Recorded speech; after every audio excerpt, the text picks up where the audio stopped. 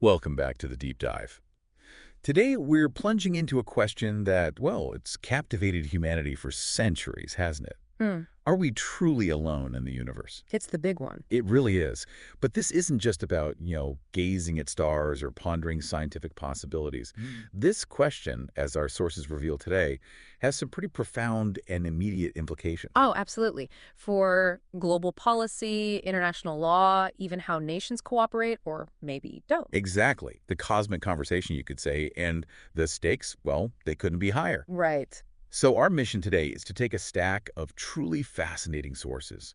These really challenge our fundamental assumptions about humanity's search for extraterrestrial intelligence, SETI, as it's known. To search, yeah, listening. And then we're going to dive headfirst into the really controversial idea of talking back.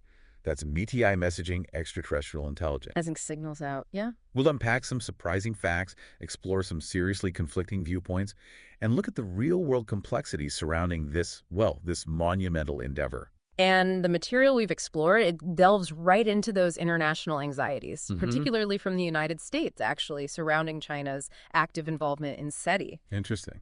But it doesn't stop there. We're looking at the legal and ethical minefields that crop up the moment we even consider making contact. Right. And as you'll hear, we'll even touch on some intriguing real-world incidents, some historical context, too, that suggest we might already be, well, as one source puts it, yelling into the cosmos. Yelling into the cosmos, I like that. Yeah. So get ready to explore who, if anyone, should be communicating with alien civilizations. It's complex, a multi-layered puzzle, and the answers are definitely far from simple. Okay, let's unpack this right away then. We're starting with a significant geopolitical concern, something you might not immediately connect with, searching for alien life. Mm-hmm. Our sources highlight this genuine worry from the United States about China's active participation in the program to search for extraterrestrial civilizations. Right, not just searching, but potentially finding. And the voice of this concern, it comes from someone right at the heart of the matter, John Hertz. He's the former chairman of the board of trustees of the U.S.-based SETI Institute itself. So, someone deeply involved. Exactly.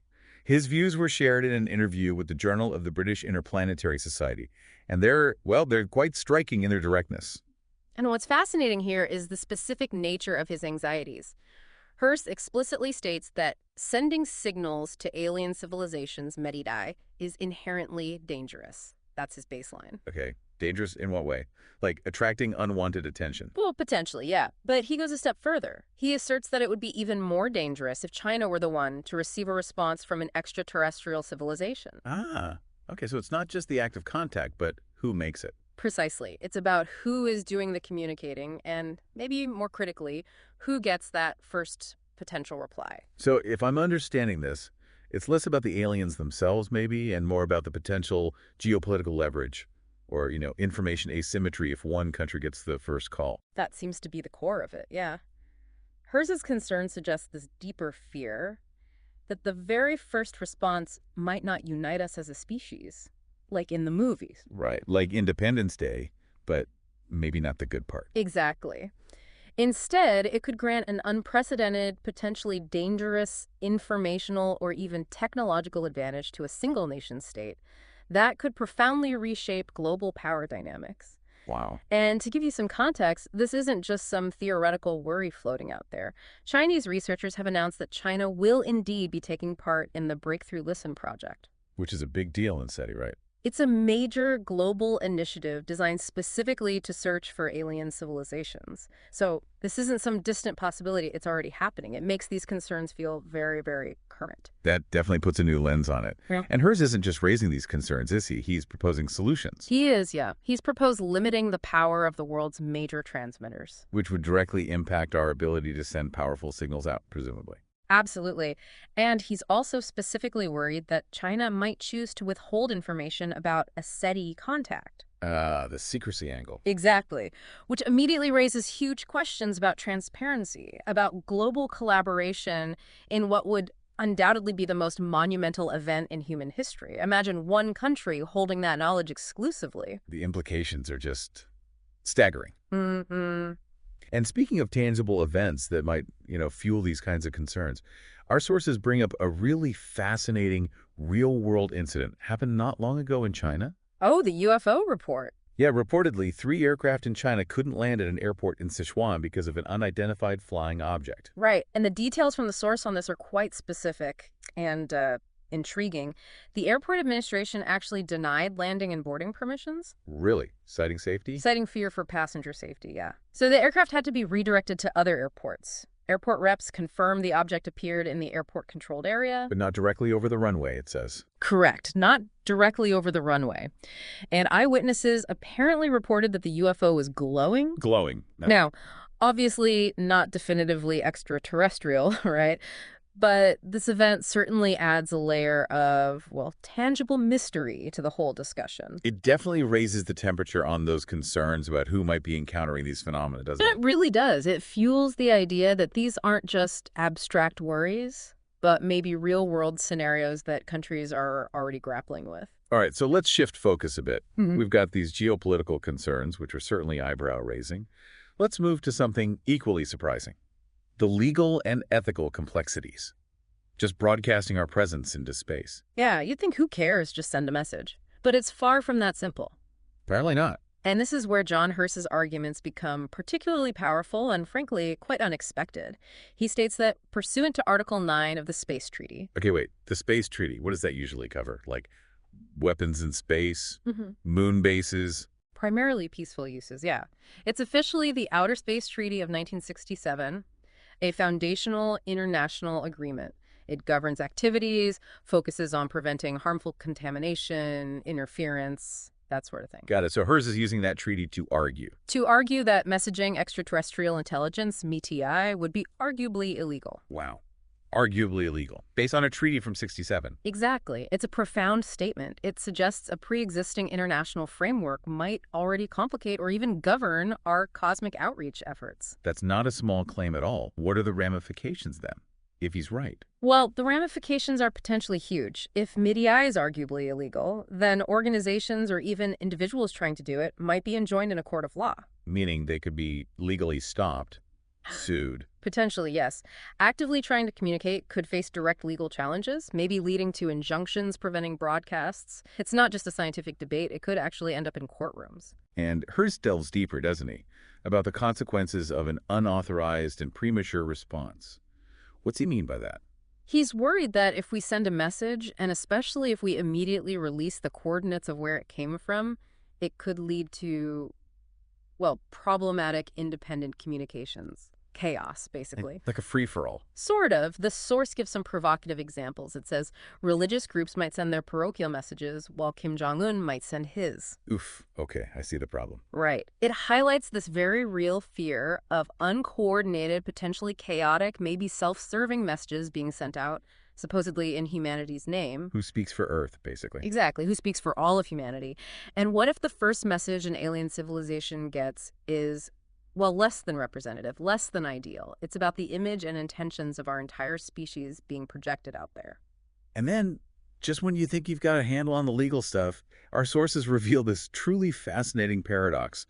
Hers apparently described it as, it is not illegal to listen to ET, but it is illegal to talk to ET. Think about that for a second. Yeah, it's weird. We're allowed to search, to eavesdrop on the cosmos, but maybe forbidden from uttering a single word back. And this paradox, it isn't just some quirky legal loophole. It really highlights a critical blind spot in our existing space law, doesn't it? Seems like it. We plan for listening, maybe, but not for talking back. Largely, yes. We've focused on listening for signs of life, but maybe failed to properly legislate speaking back. It forces us to ask if our international frameworks are truly ready for a cosmic age, or if they're still stuck in a, terrestrial mindset. Which leads to the big question the source leaves us with. So who enforces this? Right. If there's an argument for illegality, but no clear global enforcement body for a cosmic prohibition like that, then what? Then the practical challenges of regulating humanity's cosmic voice become immediately obvious. It's like having a law, maybe, but no police force. A massive void in how we approach this huge challenge. This leads us directly into another really fascinating issue, a philosophical and practical paradox right at the heart of SETI itself. building on everything we've just discussed. Okay, so the fundamental purpose of SETI, as we know, is to listen, right? To listen for messages from ET. Correct. But if, as Hers argues, sending messages is potentially illegal and therefore prohibited, well, wouldn't other intelligent civilizations adopt the exact same stance? Oh, interesting point. If they're following a similar ethical or legal code. They'd also be listening, not transmitting, which creates a kind of cosmic silence. Everyone's got their ear to the door, but nobody's knocking. And this guides us to the rather stark logical conclusion presented in the source material. If so, why even do SETI in the first place? Exactly. No one will be transmitting, and there will be nothing to listen to. It really highlights a significant internal contradiction, doesn't it? If everyone is just listening, then silence is all we'll ever hear. Makes you question the whole endeavor if that legal stance holds universally. That's precisely the point being raised. But then a powerful counter-argument emerges from our sources, one that challenges the entire premise of limiting transmissions. Which is? Simply put, besides, it's too late. Too late. That's blunt. Why too late? Well, the evidence is pretty concrete, according to the source. Humanity has already sent 2 interstellar spacecraft out of the solar system with maps of how to find us. Ah, the Voyager probes. With the golden records. That's them. We've literally mailed our address, our music, our images out into the galaxy. So the cat's already out of the bag, so to speak. Pretty much. And it's not just the Voyager probes. Think about our history of broadcasting. The source states, we have been yelling we're over here to the universe for a century via radio. All our old radio and TV signals just expanding outward. Expanding outwards from Earth for decades, yeah. Reaching further and further into space. Any sufficiently advanced civilization within that expanding bubble of signals could, theoretically, already know we're here. Whether we meant to send them a targeted message or not. It's like accidental midi. In a way, yes. Our everyday noise has become an announcement. And there's an even more specific example, isn't there? A deliberate one? Oh, yes. The renowned SETI guru Frank Drake. Remember him? The Drake equation, yes. That's the one.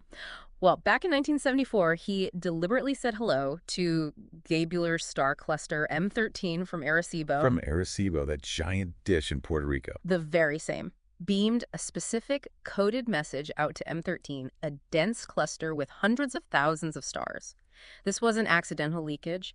It was a conscious, intentional hello sent decades ago. So really, shouting into the cosmos is not a new idea. We've done it. We absolutely have. So when you consider all this Voyager, a century of radio leakage, the deliberate Arecibo message, the source concludes, the Hearst's efforts to limit communication now are effectively, well, a century too late. The signals are out there. The postcards are sent. The radio waves are already way beyond the solar system. The cat is well and truly out of the bag, as you said. And then there's that final, really provocative thought from the source material. It just throws this out there. If Pravda is to be believed, ET has already found us. Wow. Okay, that flips the script entirely, doesn't it? From should we talk to are they already listening or here? Exactly.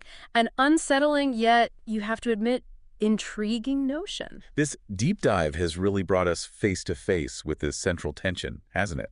There's this undeniable human drive to explore, to discover, maybe connect with life beyond Earth. It's powerful, deep-seated. But that drive is constantly bumping up against these complex, unresolved questions. Who gets to speak for humanity? What are the real implications if one nation gets that first hello? And what are the consequences of having already announced our presence, maybe without fully thinking it through? Yeah. We've covered a lot of ground. Yeah. From the geopolitical unease, the U.S.-China dynamic in SETI, Right. to the surprising legal arguments, the Article 9 thing. The illegality paradox. Exactly. And finally, this really compelling case that, hey, humanity has already announced its presence, maybe making future regulations kind of moot. It is messy. And fascinating. Definitely far more complicated than just looking for little green men. Oh, way more complicated. The layers of science, politics, law, ethics, they're all tangled up together. Yeah. It paints a picture of us as a species really grappling with our place in this huge, unknown universe. So for you, our listener, here's something to mull over. If we've already sent those cosmic postcards, if we've effectively shouted into the void for a century, and given all these conflicting views on whether we should even be doing this. What are our responsibilities now? Exactly. What are the ultimate responsibilities that fall upon us as a species when it comes to potential contact? And maybe even more pressingly, how do we even begin to prepare for a future where a response might be just a whisper away? Or perhaps, as some sources provocatively suggest, already here. Something to think about. Until next time on The Deep Dive, keep exploring.